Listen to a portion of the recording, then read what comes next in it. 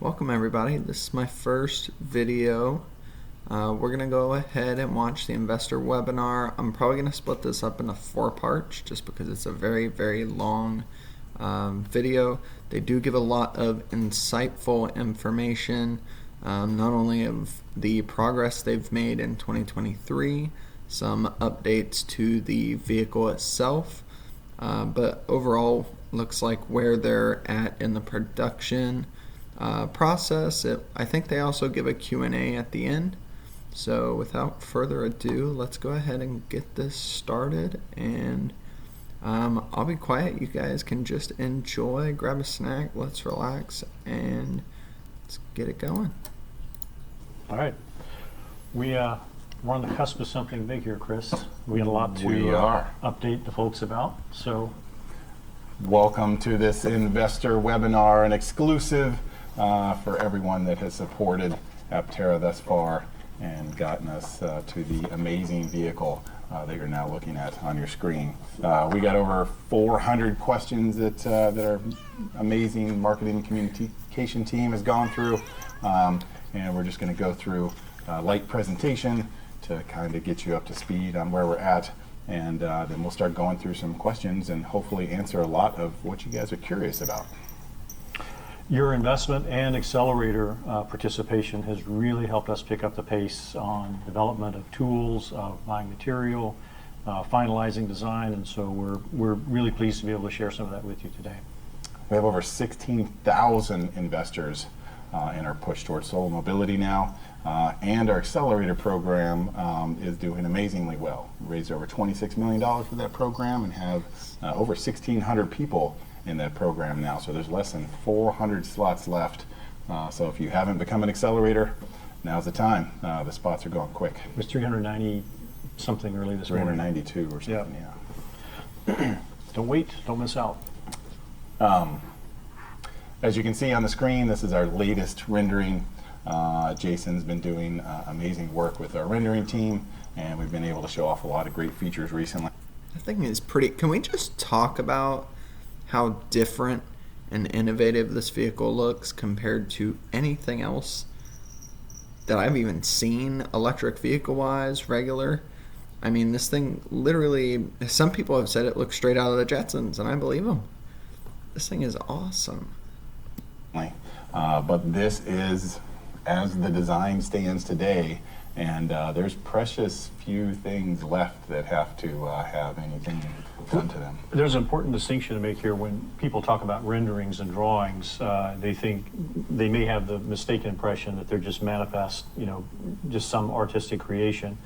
When you look at the renderings of the Bink, especially the animation of how it goes together, and then you see the pictures of the real Bink in Italy, you can see that all of the curves, the insets, the ribs, everything is the exact same. So the important thing is that the renderings of every surface in here are just actually renderings of real CAD of every single piece of the vehicle that's in CAD, that's being designed, that's being made.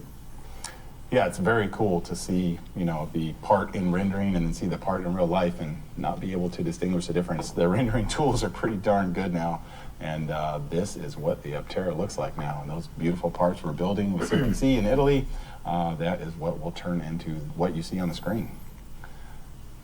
Today we wanted to go through some 2023 highlights. We wanted to show you how we're polishing our timeless design.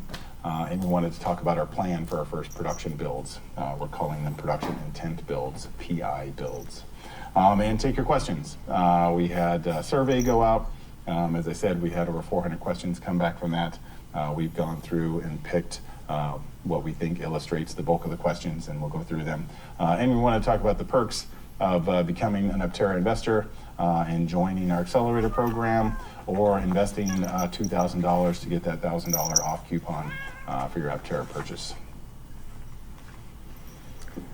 Some amazing things we've accomplished this year. The first thing was we introduced the launch edition. So we said, to reduce complexity and get the vehicle into production as quick as possible, we need to pick one configuration. So we picked the most popular configuration, which was the 400-mile range Aptera, all-wheel drive, full solar, and we introduced that. And now I think we have over 10,000 people that have reservations for that launch edition vehicle. So hopefully more and more people will change their orders to the launch edition, and that will be what we build for the first production runs. You may remember from April, May timeframe when we were in Italy, where we went to the coastal town of Pesaro, I think, not Pesaro, Pesaro, I've been corrected, to watch the tools being made. And we had dinner at the tool shop there with the family that owns it, and the champagne bottle, cork went through the ceiling, all that kind of stuff. But that was champagne that was the first time we saw the tools actually being made. And so the real milestone for us is on our last trip a couple of weeks ago, we saw the very last main structural piece being made, not the tool, but that part itself. So all those tools have been made by now, and the parts have been validated. So we went from April of having no parts and just starting tools to today, where we have all those structural tools done and the parts validated. Yes, CPC has been an amazing relationship for us, and we've come a long way with them.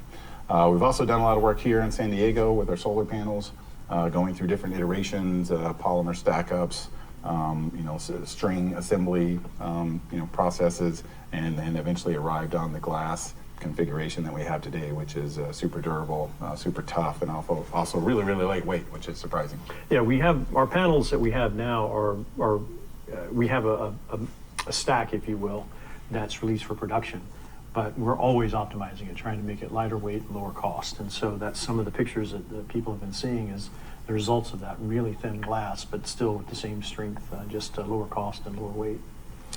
And we're preparing for our first production intent build. So we've set aside areas downstairs, basically where we built the Gamma vehicle, but we have 2 stalls ready to start the production intent builds, and we're starting to acquire those parts now. And as we get into 2024, more and more of those will arrive there. Now, as we talk about the PI builds, I just, for our guests, I want to make one clarification. So we use the word production intent and progressive interchangeably here within the company. And the reason for that is each one of these builds, starting with P1 all the way to P16, are progressively more and more and more towards production. But all of them are design intent, so they'll be able to be upfitted with whatever production intent part they have. So for example, some of the early PI builds won't have HVAC, but when we release that HVAC system, it goes right into the place it's already designed into the beak. So. Yeah, it is interesting to note that a lot of the mechanical features of the vehicle will look very production intent. They may not be built out of production molds, but they'll be production intent designs. So maybe a CNC cut instead of out of a die cast mold. That's a good example. Or I think, as they say in Italy or at CPC, off tool, off process. So yeah. The ultimate is off tool, off process, meaning it's production tool and it's with the production process. But there may be some things, even in the early builds, that are a specialized process because we just haven't committed to that tool yet. And every manufacturer does that. You may have, an engine that comes from a factory, but you may have a sun visor that's made at some small volume shop, for example.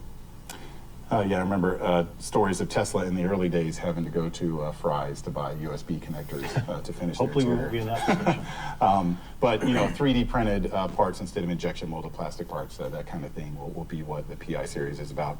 And I know the electrical team is working really hard, but the firmware and software is something that will continue to evolve.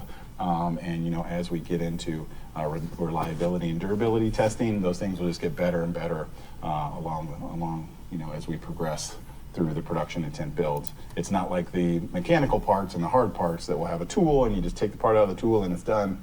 Firmware and software will be ever evolving. Always improving the product so we can update it, make it better.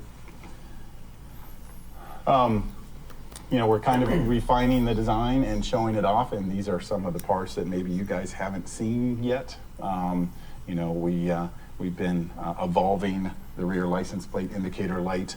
Originally it had a reverse light built into it too, and it had to fully illuminate the rear light. One weird thing about kind of how the rear of our vehicle is typically with a motorcycle you can cant the license plate, 45 degrees, and then you can light it from the top. It's really easy to light. But because of the aerodynamic profile of our vehicle, we want to put that plate, flat against the rear of the vehicle, and also have it be the cover for the charge port. So, we really need to light it in a special way, and that light has to be a certain distance away from the plate to cast enough light on it, and that's how we ended up with this license plate illuminator. It's actually, if you look at the Illumina patents for the oligator, or the DNA synthesizer, it's a very similar lighting problem that I faced in my first year on the job. And that is illuminating a tray, a microtiter plate, trying to make it even so we could image it.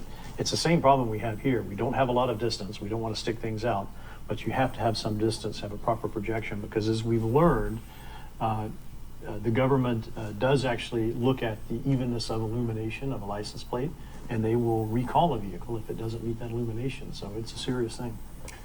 DNA synthesis, Aptera, it's just all part of the advanced science that we're about here. You can see in the middle picture, our reverse indicators actually moved down below our rear view camera, and we have some reflex, which is those stickers, the red stickers on there, that just allow for kind of side illumination so people can see you at night.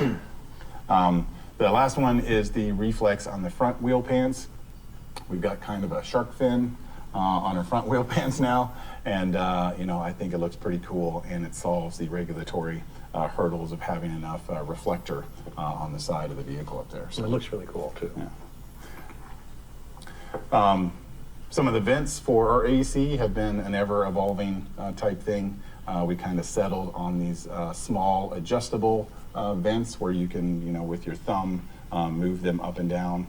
I think they look pretty cool, and they serve all the functions we need, and even though it's been evolving, it's great to see kind of the final product now. Most of the airflow is going to come from the center vent, though, Yeah. and that's a real innovation from Jason and the team, that basically instead of plumbing air all around the vehicle, we're able to constrain it around the periphery of that screen there and get the same amount of throw that you would get in a typical vehicle, but without all of the extra parts and space. So we're actually saving space and volume, and creating the same cooling effect on the passengers too.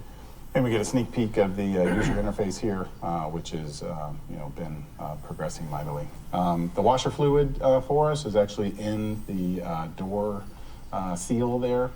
You open the door and you can see the washer fluid fill. So hopefully that's a real convenience and something that's easy to spot, and you don't have to open up any weird hatch or the hood or anything to get to your washer fluid. Do you use your washer at all on your car? I'm curious. I do, yeah. I go through like a gallon every month, so it has to be spotless for my taste. The interesting thing about the Aptera, though, is it's so aerodynamic that most bugs will, go on a little aerodynamic ride over the surface of the Aptera and never splat against the windshield.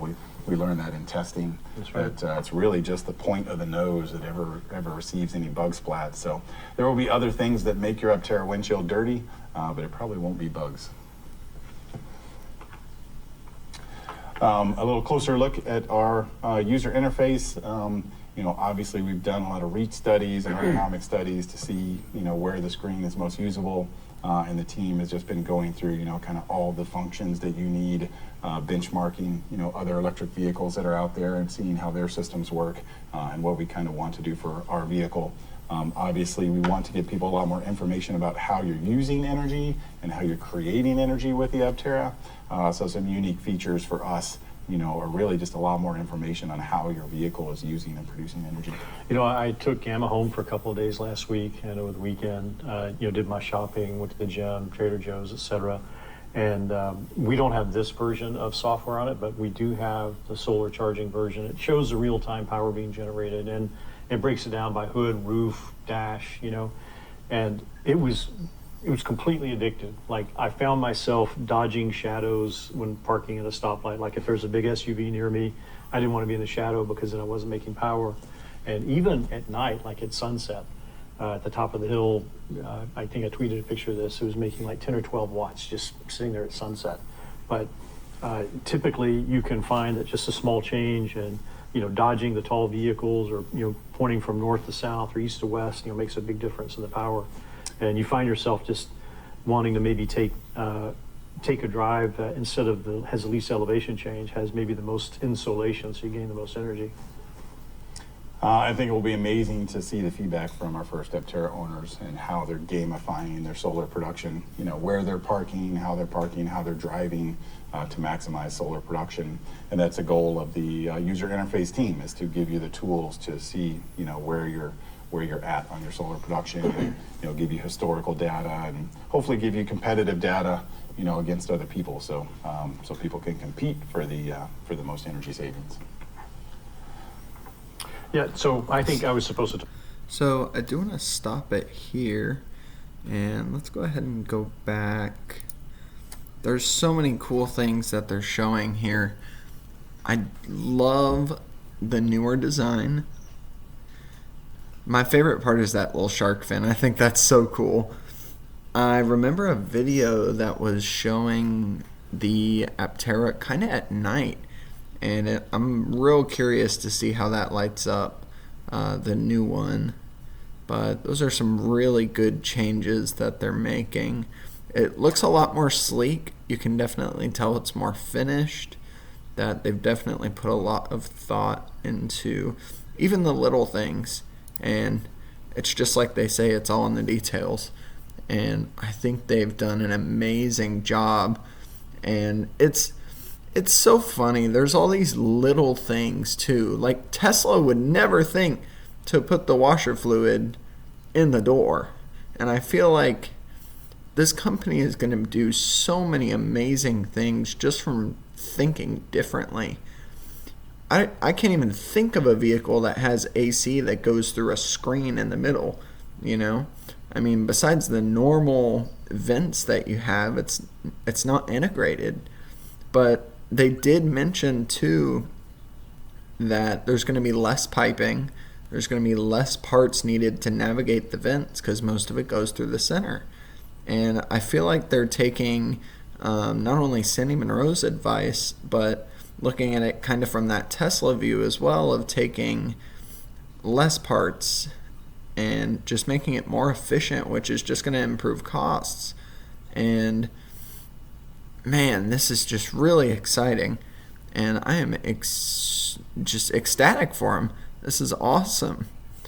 And even the screen, I hope that the number at the top is accurate, because that would mean exactly pretty much what they're advertising, which is the 400 miles of range.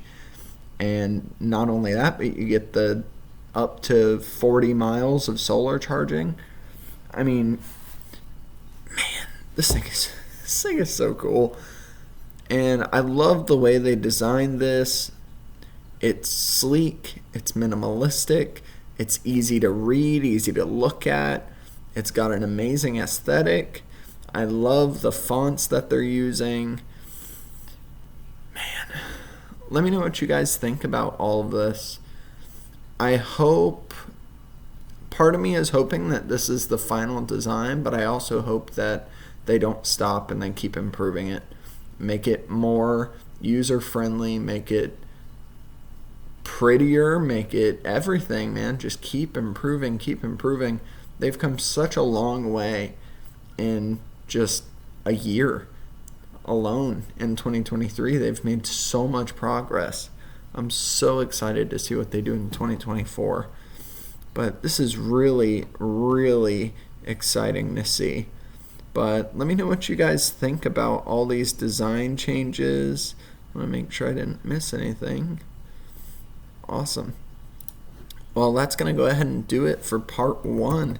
Thank you guys for watching. Again, this is my first video, so if you guys don't mind, feel free to leave some feedback, not only on what I can improve with the videos and the content, but feel free to let me know what you guys think about the video. If it's your first time seeing Aptera, welcome. The community is very, very open and very kind, so we will happily take you with open arms and just drown you in this Aptera love. So feel free to stick around if you want to watch the other parts. I love the mechanical side of it, so we'll see how this goes. But yeah, feel free to leave any feedback, comments, likes, and we'll see you in the next video.